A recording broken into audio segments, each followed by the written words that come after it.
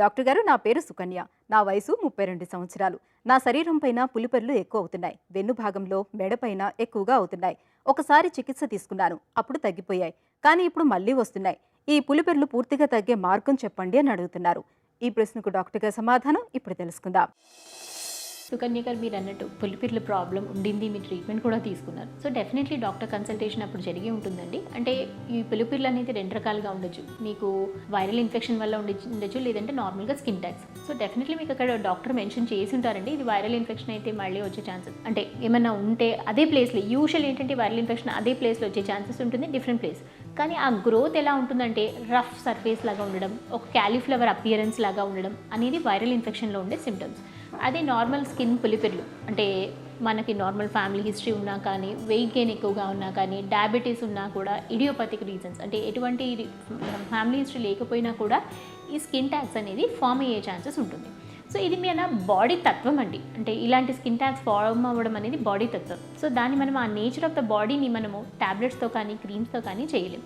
కాకపోతే ఈ skin tags అనేది కేవలం కాస్మెటిక్ కన్సర్న్ మాత్రమే ఉంటుందండి. యూజువల్లీ ఏంటంటే కొంతమంది అది ఏమైనా చాలా పెద్దగా పెరిగిపోయి ఏ రోజున క్యాన్సర్గా ఫామ్ అవుతుందని కంగారు.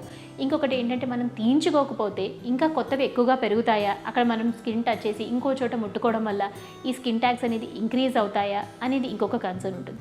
సో ఇలాంటి అండ్ ఇంకో కొంతమంది ఏంటంటే హోమ్ రెమెడీస్తో కానీ క్రీమ్స్తో కానీ పోయే ఛాన్సెస్ ఉంటుందా అని ఎక్స్పెక్టేషన్స్తో యూజువల్లీ డాక్టర్ దగ్గరికి వస్తుంటారు. హోమ్ రెమెడీస్తో మీరు దీని గురించి ట్రీట్మెంట్ తీసుకోవడం అడ్వైజబుల్ కాదండి. ఎందుకంటే దీనివల్ల ఏంటంటే చర్మం కాలిపోయినట్టు అవ్వడము, సగం వరకు ఆ స్కిన్ ట్యాగ్ ఊడిపోయి మిగతా సగం అలాగే పులిపెర్లు ఉండిపోవడము, దాని చుట్టూ చర్మం ఎర్రగా మారిపోవడము, ఇలాంటి చాలా కాంప్లికేషన్స్ ఉంటాయి. అండ్ కొంతమందికి దాంట్లో నొప్పి కూడా ఎక్స్పీరియన్స్ అవుతారు. అలా సగం ఊడిపోయి సగం ఉండడం వల్ల అక్కడ ఇన్ఫ్లమేషన్ జరిగి ఎక్కువ నొప్పిగా ఎక్స్పీరియన్స్ అయ్యే ఛాన్సెస్ ఉంటుంది. సో ఇవి కాకుండా నెక్స్ట్ థింగ్ ఏంటంటే కాస్మెటిక్ కన్సర్న్ విజిబుల్ ప్లేసెస్లో, అంటే నెక్ దగ్గర, ఐ దగ్గర, కొంతమందికి even very close to I ఉంటాయి, అంటే కంటి దగ్గర చాలా దగ్గర భాగంలో కూడా ఉంటాయి ఈ స్కిన్ ట్యాగ్స్. అలాంటి ప్లేసెస్లో ఉన్నా కూడా మనం ఈ స్కిన్ ట్యాగ్స్ మీ కంటికి ఎటువంటి ఇబ్బంది లేకుండా కూడా మనం తీయచ్చండి. సో డెఫినెట్లీ ఎలాంటి ప్లేస్లో ఉన్నా కూడా స్కిన్ ట్యాగ్ అనేది ఇబ్బంది లేకుండా, చాలామంది డాక్టర్ దగ్గరికి వెళ్ళి తీయించుకోవడానికి నొప్పి అనే భయపడుతుంటారు.